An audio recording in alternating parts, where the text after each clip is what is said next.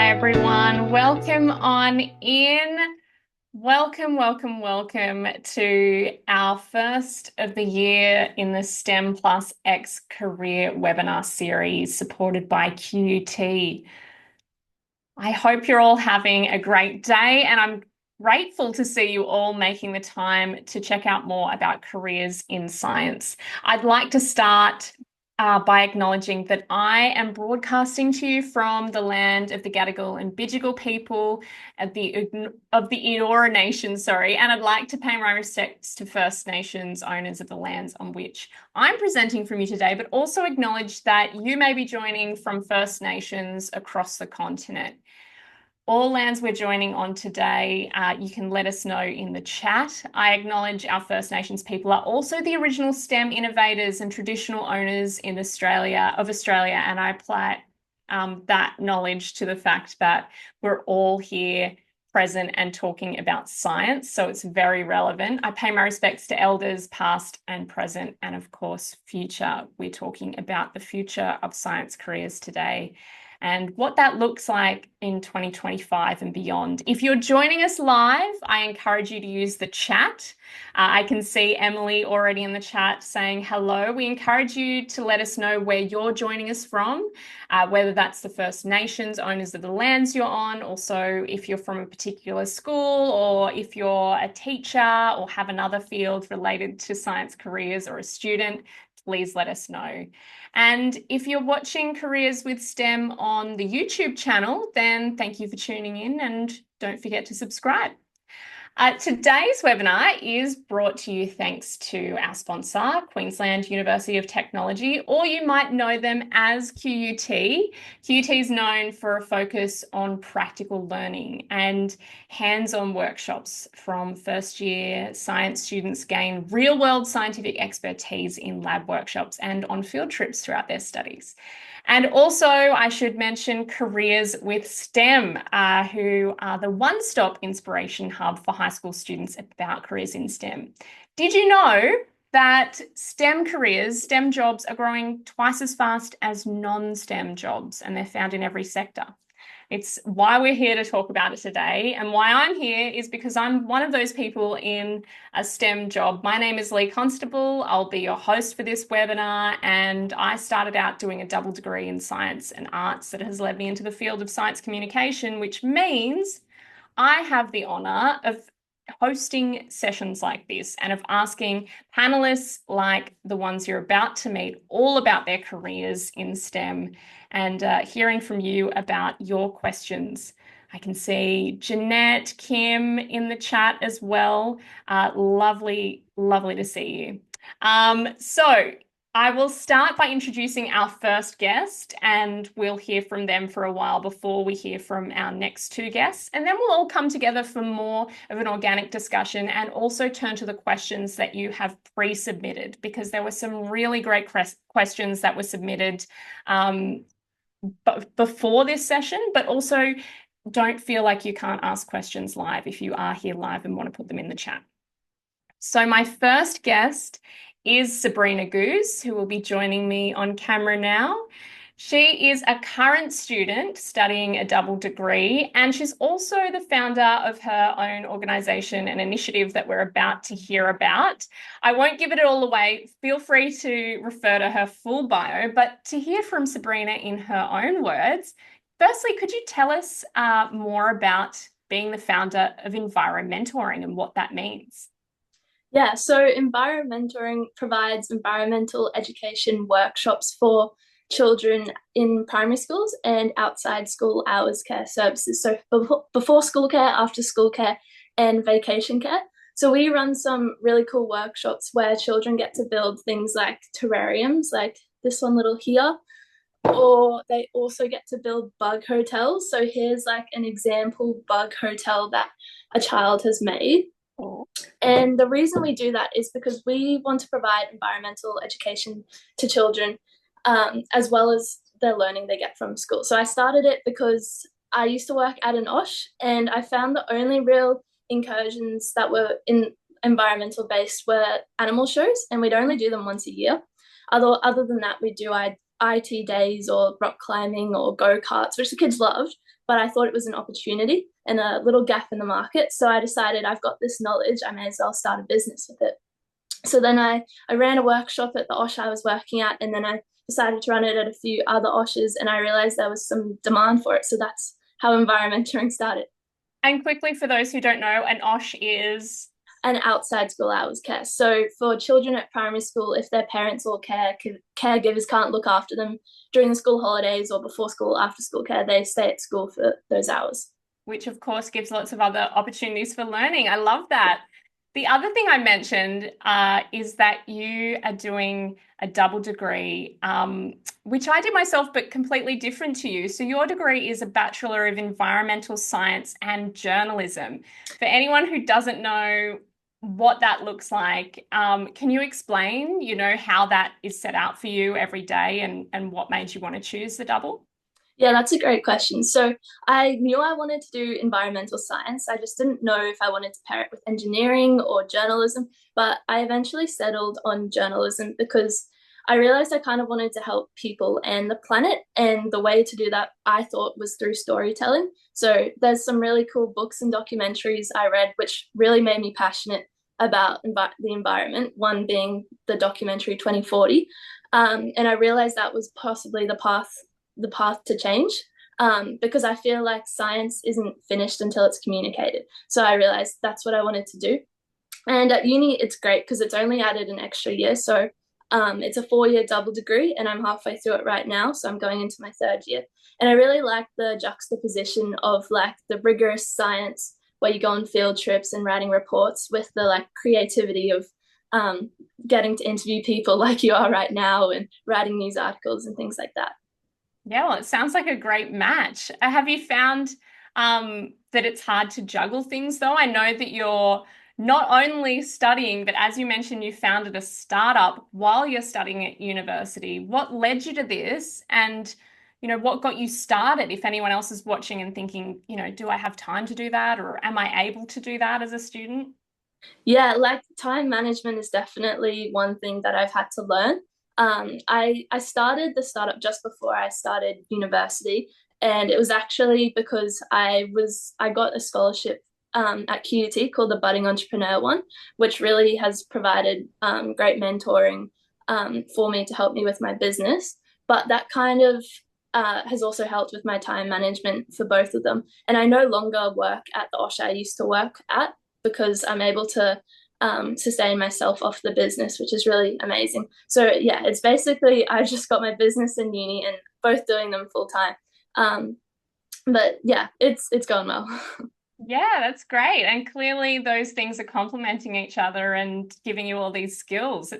And I know we'll hear more about that as we go. But thank you so much for that introduction to who you are, Sabrina. And yeah, now I'll welcome our next guest. And if you've got questions for Sabrina, maybe you want to keep them in mind for later in our discussion where we'll all come back together. So my next guest that I want to introduce to you is Jody Horan. She is an analytical chemist at ALS Life Sciences, and she did a Bachelor of Science, brackets chemistry, at QUT.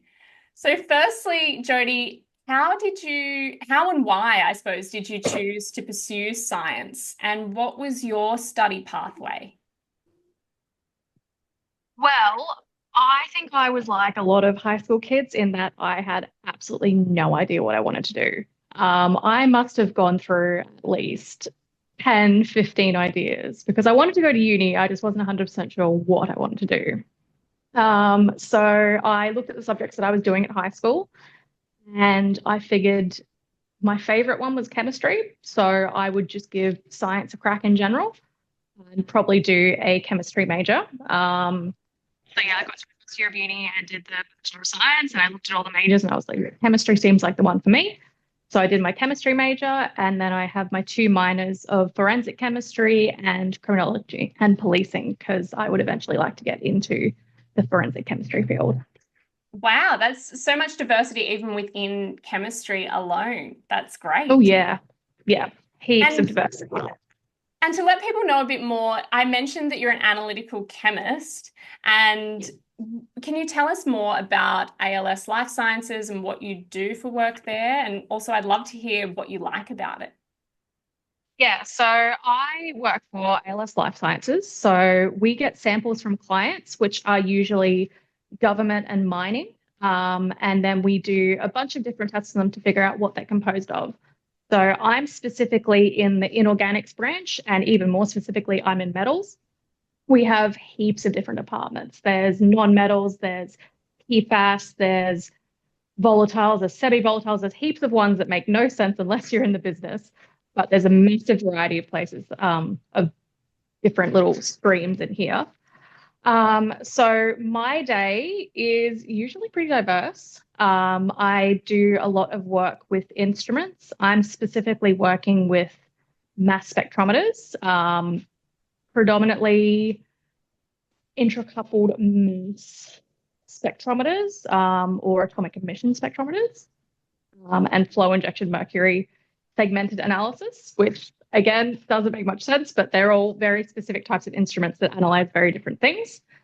And I guess the things that we're looking for, it's obviously different levels of metal in the substances. Usually it's for things like drinking water, swimming pool water, like creeks and streams to make sure they're not violating any environmental guidelines, construction samples, mining runoff samples, heaps of different things. So it's heaps of variety, which I really, really enjoy. And there's a Wow. lot of data analysis. So Yeah. you'll come in and go, this one's a water sample, this one's maybe a soil sample, and then Hmm. figure out how you're going to test it for the different metals that you're looking for. Yeah, yeah. And so the clients tell us what tests they want done and what they're looking for. And then we go through the process and figure everything out and then let them know that, hey, this is what's in there. And yeah, it's always really interesting to see what's in there. Yeah, a bit of detective work. If that Yeah. tickles your intellectual fancy, then maybe this is the field for you if you're watching this. I wanted to also ask about mentors and role models. Have you had some important ones along the way? And could you tell us a bit more about seeking them out and how you actually found, finding those role models and mentors? So I think my first role model would have been my uncle. He always really encouraged me because he was a maths teacher. So it always really encouraged me whenever I was being that weird little kid who was mixing together our potions with dirt and leaves and everything just to see what would happen. And then when I got into high school, I had a bunch of really great teachers, thankfully. My most favorite teacher, I would say, was my chemistry teacher, Miss Cunningham. And she kind of turned what I thought scientists looked like entirely on their head. She was always in her heels, in her tight skirts. She was gorgeous. She was glamorous. And I was like, wow, that is something I've never seen in a scientist. And she was so clever and she was so funny. And it was an absolute inspiration. So she is honestly the biggest reason like why I am where I am today, because I thought that was so cool. There you go. Shout out to science teachers who are inspiring the next generation of scientists. That's great. Absolutely. And I love to hear that message too, because we often think about what does a scientist look like, but really just look in the mirror. Whatever you look like, a scientist looks like, because it can be 100%. anyone, can't it? Yeah, we have such a diverse group of people here. It's massively multicultural. There's young people, there's old people. It's anyone and everyone you can imagine works here, and it's wonderful. Wonderful. Well, thank you so much for that introduction to who you are and your work, Jodie. Again, if you're in the chat and you would love to ask Jodie a question, keep it in mind because we will have time within this webinar for more questions. Thank you again. And our third and final of our three panelists that I want to introduce to you today is Dr. Michael Cowley. Now, he is an astrophysicist. He's a senior lecturer at QUT and an adjunct research fellow at USQ. He's got a PhD in astrophysics, MQU, and a Bachelor of Applied Science Astrophysics QUT. So those are a lot of different words for what you do, but I'd like you to just explain for everyone who might not have heard of any of these degrees or areas of research, what led you into your field and gave you this love of astrophysics, and what does that look like? Yeah, sure. Welcome everyone online and those watching later. I spent the first decade of my career in finance, but found it somewhat unfulfilling and decided to make a career change. I knew I wanted to pursue science, but just wasn't sure which field. And so I think, like many first year students that I see today, I explored the different disciplines before really discovering my passion, which was astrophysics. And I think what drew me into astrophysics was just how interdisciplinary it was in the first place. And that's because astrophysics isn't just about looking up at space. It combines chemistry, nuclear physics, particle physics, relativity, quantum mechanics, basically everything you need to understand essentially the universe, from the tiniest subatomic particle to the largest structures, galaxies. And so from there, I think it became a natural path for me. I completed an undergraduate degree at QUT, which was the applied science degree. I then completed an honours degree, which was my pathway into PhD. The honours gave me a little bit of research experience before eventually venturing off to MQU, or Macquarie University, to complete my PhD. And from there, I did a few research positions before finally getting the position I have today, which is a lecturer and a researcher here at QUT, where I basically teach physics to undergraduate and postgraduate students, and also look after a bunch of research students today as well. That's great because you can talk about your experience as a researcher, but also you're really connected to the student life as well, and what being a student looks like. What does first year of a science degree look like? Yeah, good question. One of the roles that I have here at QUT is first year coordinator for science students. And so that's about assisting students with transitioning into university life. And as we've already heard, there's a diverse range of scientists amongst us. And so not only will we have school kids and students coming from high school into university life, but we'll potentially have career changes like myself. There'll be mature age students, international students. And so it can be a real challenging time for a lot of these students to enter into university, very overwhelming. So a few tips, I guess, to get you going. The first is to find your community, and whether that's through study groups, clubs, peers, in your tutorials, whatever it might be, massive help. I usually facilitate the formation of these groups for first year students, give them a little bit of a nudge to help them along. And I think that will really help get you going. The second tip is engage early, ask questions, go to workshops, go to your lectures, go to the support services. Universities offer so much assistance, more than you may think, and it's mostly for free. And when I say free, it's at the cost of your degree. So make sure you make use of your money's worth there. And the final tip, I think, is to develop good habits. Probably where I see a lot of students having a struggle in their first year is time management. And so stick to a plan, come up with a plan, whether it's, by yourself or with the help of others, your lecturer, tutor, or some of those support services that I mentioned. It can get easy to get overwhelmed. And so sticking to a plan will really help you keep focused and on track. And coming out of school, there's no one there to ensure that you're in class or take a roll call or anything like that. It's all on you. So you need to really grab it and make sure that you run with it. I love that. It's also exciting to have that independence and responsibility coming out of school. So if you're watching this and you are a high school student, those are some great tips. I hope you are writing them down.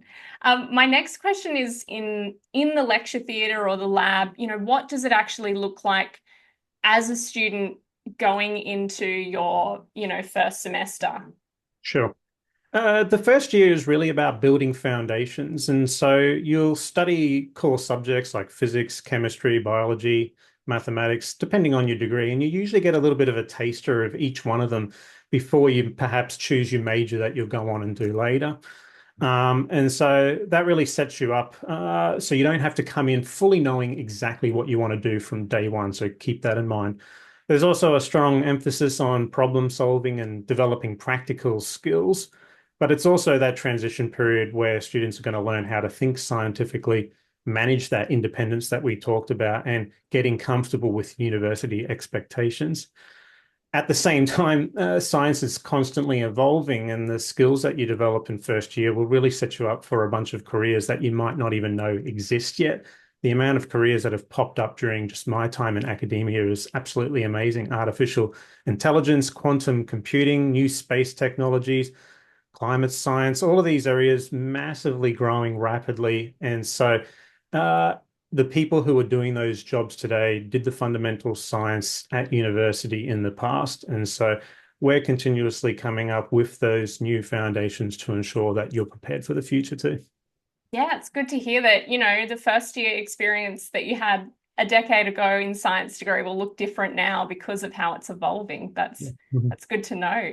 Now, I should point out that we have someone on the chat who said they'll be already sharing that with students, so that's great to hear.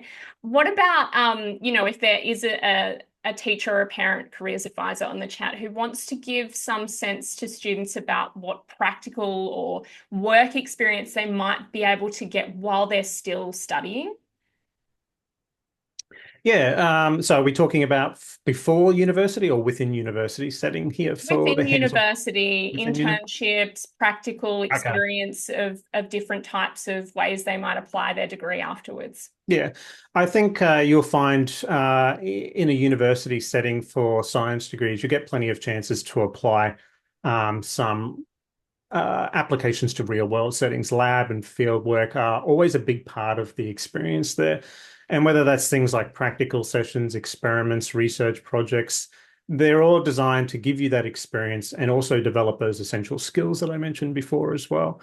Internships, research placements like vacation research scholarships are something that we offer here at QUT that allows you to work alongside academics and even industry partners to work on real projects.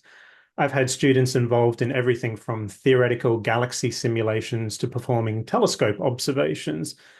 And it's these opportunities that give them that taste of what research is like. In addition to that, incorporated throughout a lot of the units that we have at university is WIL or work integrated learning.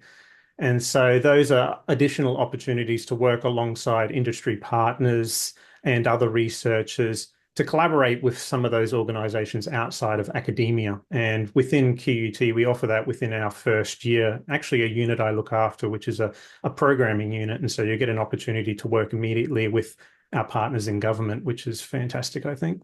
Okay, so yeah, someone was asking about how difficult it is to gain those opportunities, but it sounds like there are some where everyone in a course will gain those opportunities, Yeah, which is good to know. certainly we'll facilitate it for you, but obviously there's opportunities that are advertised out there, and so sometimes you've got to go hunting for them yourself too. Okay.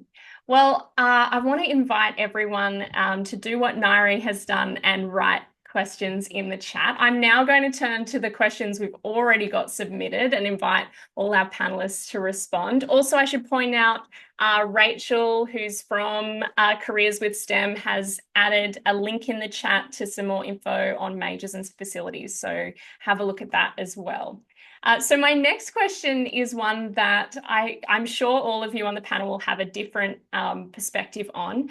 And it's one that we had a lot of people asking about, which is what do you think are some of the emerging fields and careers in science in the next 10, 20 years? Do you want to speak to that first, Michael? And then we'll hear from Sabrina and Jody. Yeah, sure. Like I mentioned a little bit earlier, the hope is that the fundamental skills that we offer in something like science will prepare you for that. And that's because those emerging fields are usually driven by people like us, the scientists as well. And so it's getting those fundamental skills in so many different areas of science, I think will prepare you for the uncertainty that is the future.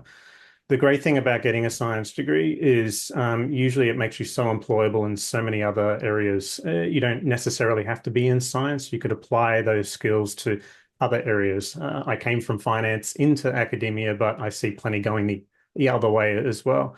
Many of the students that I've taught, whether they complete an undergraduate degree or a postgraduate degree, an astrophysicist is a very niche job, and there's not a lot of us out there. But the great thing is I have not seen one of my students be unsuccessful in securing a very interesting and dynamic job And a lot of cases, it's brand new jobs, data analysis, data analytics, working with things like finance and insurance in big data, those kind of things. So there's a lot of overlap between what we do in astrophysics and big data, as you might have gathered. And the universities and the course creators are always keeping their eyes on where there's those gaps that we feel that we need to start teaching our students to make sure that they're prepared for the future as well. And so we're continuously updating our curriculum to make sure that we're on the edge of that as well. Great, thank you. And did you have anything to add, Jody or Sabrina? Yeah, I'd like to quickly jump in if that's okay. Yeah. For me, specifically in the environmental science and journalism field, I'd say if you're going into science and journalism, there is a lot of talk at the moment about AI in particular and how it can automatically write articles and how the jobs of journalists might not longer exist. But there will always need to be someone there doing the interviews, and it might just make the process more efficient. It probably won't cut out all the jobs in its own, but it will just hopefully help make processes more efficient. But then in terms of the science field, specifically in the environment, I'd say things like biotechnology or regenerative agriculture could be emerging fields, waste or plastic. I think those are also definitely big fields to look out for in the future. Great, thank you. And Jody, did you have anything in your field you wanted to add? Yeah, there is always innovation in our field. And thankfully, jumping off what Sabrina said, there is no chance that AI is going to be taking over all of these jobs. They are all ones that need to be done by people. But just as an example, when I first started here 5 years ago, we barely had a PFAS department. PFAS is like a forever chemical, if anyone doesn't know what that is. It's something that they've used in like firefighting foam. And it's done a lot of contamination. It's been like found in a lot of land. It's really bad. We barely had a PFAS department, and now we're analyzing something like 80 samples. So there is always that like massive amount of growth and innovation when these things come up in that like clients are requesting that we analyze. So it's just a non-stop growth. It's great. Yeah, that is great. And also good to know that, even if things arise later in your career that weren't, a subject that you took in second year at university, that doesn't mean that those science skills don't set you up for those. It sounds like you're set up for lots of different types of careers. Absolutely not. I would say like university was amazing. It was such an important groundwork for me. But in terms of things that I learned at university that I use here, probably like 10% in comparison to about 90% of what I've learned on the job. So yeah, like university is so essential and it's set me up so well. But in most jobs, you will find that you will be doing all the learning there. Yeah, great. You've got that solid foundation so you can then specialize. That's wonderful to Exactly. hear. Yeah. You can build off with like all these different new subjects because you've got like such like good base that university has provided you. Wonderful. Thank you for those perspectives. The next question we got from the audience was about skills beyond the technical knowledge, beyond that scientific knowledge. What are some of those skills outside of that a degree or a career in science provides you? Maybe I'll start with you, Sabrina. Yeah. So one big thing I definitely say is communication, because you're always working with someone. Like there is a lot of individual work, but you do have group assignments in uni as well. And then for me in my business, having employees, being able to communicate to them what exactly the role is, training them, updating them on work, that's definitely a big thing as well. And another thing I'd say is research. That's definitely a skill you learn. And where to find quality evidence instead of just anecdotal evidence. That's definitely something you learn. Yeah, that's something that's useful every day when you're interacting with, social media and news media. So that's great to hear. Did anyone have anything else to add? I'm sure you both do. Go for it, Jody. Yeah. So I think the biggest thing that I learned was probably similar to Sabrina, but teamwork. I have a direct team of about 10 people. I'm responsible for 20 people. We've got thousands of employees. So like teamwork is so essential and so useful. It's good for work. It's good for your personal life. Like there's Oh, I think we just And cut out that last part after good for your personal life. oh, it's just incredibly important regardless of what you're doing. Um, and I would say critical thinking is probably like very similar to what Sabrina said, but critical thinking is so important. Um, yeah, being able to, I think, especially in the days at current days with all the mis and disinformation out there, um, being able to analyze things and tell, like, if it's legitimate, like, can you go and find where this has come from? Is there any agenda behind it? It's such an important skill to have. Yeah, great. And Michael. Well, look, I think both Jodie and Sabrina hit it the nail on the head there. The one I was going to mention was certainly teamwork. I know exiting finance and entering into science, I had this silly vision in my head that I wanted to be like Einstein, hiding in my little office room before these papers surrounding me, doing cool stuff and solving the problems of the universe. And one thing that hit me pretty quickly was realizing no, science is rarely done alone. It's very collaborative effort with very big and diverse teams. And unfortunately, that's just the nature of the beast. And so, for those who are probably turning their nose up at group work when you enter university, sorry, you got to do it. That Yeah. teamwork is a big part of it. And so, yeah. But everything else that was mentioned as well, things like critical thinking, communication, massive, massive skills sets that you need to ensure that you're going to be successful. So, yeah, great Yeah. advice. Life is a big group assignment. It's definitely collaboration and working with people important along the way. I want to go back to something actually that Nairi asked in the live chat, and again, feel free to add more questions. Because Michael, I know you responded with some examples of practical experience you can get while studying. Jodie and Sabrina, do you have any other examples? I know Nairi was worried about whether there are enough opportunities and how hard they are to get. I guess, Sabrina, you made your own opportunity in a way. Yeah, personally, I haven't done any internships yet throughout my degree just because I've been pretty busy with my business. But I know I've definitely got quite a few friends who have done internships, and it usually happens towards the end of the degree. But yeah, the main opportunity for me was just applying for the scholarship and then all the mentoring and everything that came out from that. And then meeting up with all sorts of different people and getting to know them better. And opportunities spring from that, from like messaging someone on LinkedIn to, yeah, searching up their website and having them do work for you. So yeah, it's pretty cool. Yeah, sometimes volunteering can be a really great way to do it. And sometimes the peers you meet in the lecture who are, not a lecturer or a person who's advanced in their career can be great networks because you're all entering careers together. Did you have something to add, Jodie? Yeah,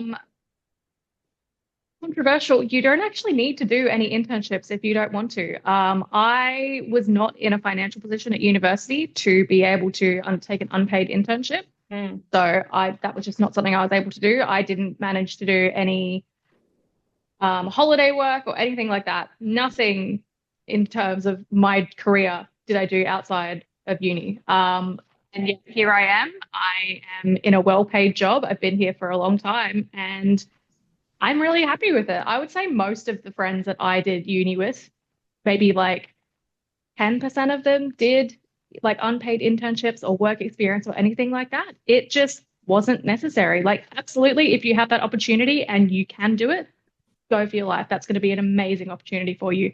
But if you can't, that's okay. I love that. I think that's great to hear because there are a diversity of experiences, and it's important, I suppose, if you're trying to prepare, if you are a student or a current high school student, or you're trying to prepare a student in your life for these things, to think about the financial implications. There are other types of work you can get that might be something you do over the summer, but it gives you that teamwork experience that you then use in science. It might not seem like a science career to, be an usher at a movie theater, but it gives you a lot of skills that are absolutely applicable to all careers. So yeah, wonderful to hear that. Absolutely. Up until this job, I worked in retail and I worked in hospitality probably for about 10 years, like from starting as like a 13-year-old up until after uni.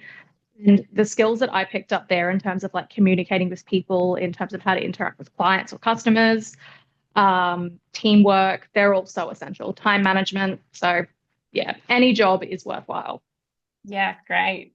So my next question, again, an audience question, was about wanting to know what the differences are between pursuing science in industry and versus in academic research.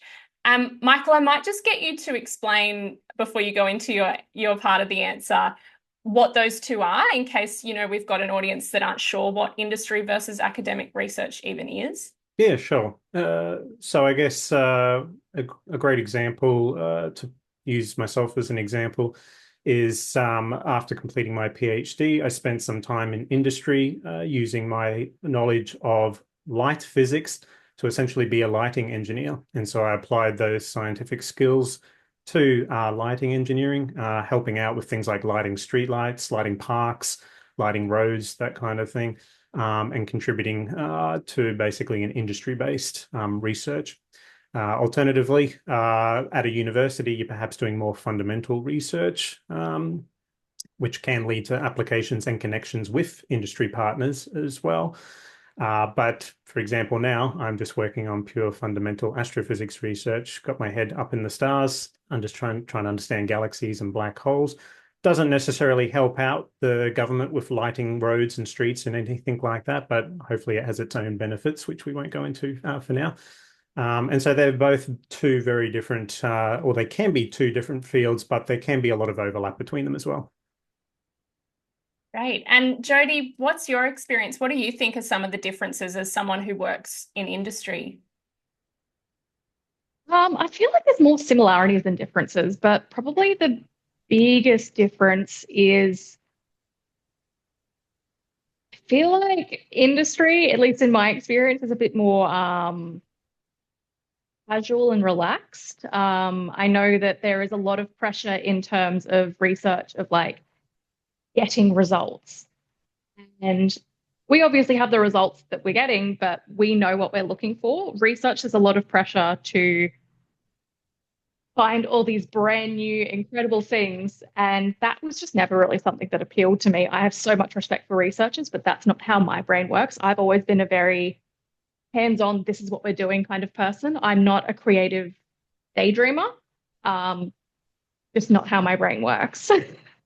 Yeah, well, I mean, there are so many different ways of going about it. So it's great to hear that you're enjoying the application of the chemistry, rather than other people who are academic researchers in chemistry might be looking at things that applications like, methods that we will then be able to apply in industry as opposed to, what you're doing, which is applying those methods. So that's great. Yeah, they're both such essential fields, but I think everyone has something they would like tend towards. And for me, industry, my application is absolutely like suited to me as a person. Great. We've got a question that actually came through through the Q&A function here. We've learned about double degrees in communication and science. So I think referring to your journalism and environmental degrees, Sabrina. What are some other interesting double degrees that exist? I did an art science degree, and I just want to say that arts is an extremely broad term when it comes to a degree because your major can be any number of things, from political science to archaeology to sociology to drama. So yeah, Sabrina, what are some of the other double degrees that you're hearing about, especially things that you've heard paired with science? Oh, there's so many different options. I'd say with science, I definitely know people doing the science and engineering double, but also science and business, science and law is also pretty popular if you want to go into environmental law or things like that. And also science and business too. Those are some ones I've definitely heard paired with science. Yeah, great. And Michael, what other double degrees are you seeing? Yeah, I think Sabrina got most of them there. I know QUT is always ensuring that we have a standard set of double degrees. And so certainly the Bachelor of Science, Bachelor of Communication is a very popular and important one. As mentioned, coupled with a science degree is Bachelor of Law, Business, Data Science, Mathematics, IT, engineering, of course, as mentioned, and even a Bachelor of Games and Interactive Environments. And so obviously, it's been decided that there's elements that overlap between those degrees and science. And it just goes again to show how broad science is within so many other fields as well. Yeah. And sometimes you go into a double degree liking these two fields and not necessarily knowing how they relate until you're already well into your degree like me. So that's great that there are people looking at those options. We've only got a short amount of time left. So I was wondering if each of you could give your best practical tip for students, high school students considering pursuing science after school. Whoever wants to go first. Sabrina? Yeah. So there's so many tips I could give, like whether it's joining a club or society or volunteering, or like even one thing I do with all my classes is have a master document. So write all my notes in one document for that unit rather than having multiple different Word documents. But the main thing I'd say is look out for scholarships. So the start of year 12, I looked up all the scholarships, and that kind of kept me motivated because I knew I'd get the ATAR that I needed. It was a 70. But looking at the scholarships and seeing the ATARs that they needed kind of gave me that motivation to keep on going and try my best throughout the whole year. So that's definitely one thing, and so many things come because of it. Thank you. Jody? Biggest tip that I could give is figure out the way that you learn. So I spent a lot of uni really confused as to why when I was in a lecture, I just wasn't retaining the information. And I noticed that like once I'd finished uni and everything, I would like at work, people would be explaining things to me and it wouldn't stick in my head. And I actually suffered a lot of imposter syndrome because of that. So I was like, am I actually a fraud? Do I know anything? Do I deserve my degree? Yes, I do. Turns out I just learn it a different way. The second I can get my hands on it and start doing it like that, like typing or writing or anything like that, amazing. It sticks in my brain. But being spoken at didn't work for me. So I think it's really important that you figure that out, like try to figure out what your learning style is and implement that throughout uni, even in high school, just so you are getting the best of the content. Absolutely. Because if you already made it in and through to do a degree, you deserve to be there. It's just a matter of finding out how that works for you. Michael? Absolutely. Yeah, great tips there by Sabrina and Jody. Certainly, I think seek opportunities. Don't be afraid to reach out early to things like university lecturers. But also, I think a big one coming up is open days. And so I know QUT's open day, I hope, is the last Sunday of July, I'm pretty sure. And so for parents and students that are perhaps keen on learning a little bit more about university life and what to expect, open days are a great way to find out what it is all about. Usually because we have things set up like some experiments, practicals, labs, the lecturers are there to tell you about what they will teach you on day one of semester one. And so it's an awesome opportunity to learn about what's on offer and perhaps also get an idea of what you think you'd like to do as well. And we'll provide more tips on that day to help you prepare as well. Thanks so much. Well, this sadly brings us to the end of our discussion, but we could talk for so much longer. As Emily says, QT Open Day is the Sunday, the 27th of July this year. So yeah, keep an eye out for that. I just wanted to thank all our panelists and thank you all, whether you're joining live or whether you're watching back on the YouTube, for coming along with us in this being our first for the year in the STEM plus X career webinar series supported by QUT and of course brought to you by Careers with STEM.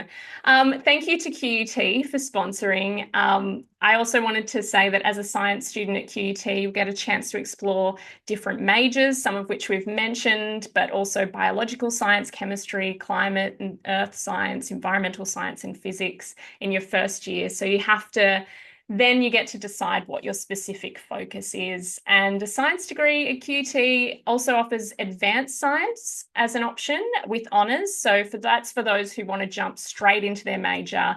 And there's a brand new Masters of Data Science too that combines a Bachelor of Science with a Master of Data Science in 4 years, which is something that I've learned just recently, which is cool. Thanks again, everyone, for your great questions as well, for the pre-submitted ones and the ones live in the chat. If you want to learn more about science careers, head to careerswithstem.com and you can search science or by your passion, interest, and industry, and you'll find out more information there. Take care, and we wish you all the best with your STEM plus X career. Thanks, everyone. Bye.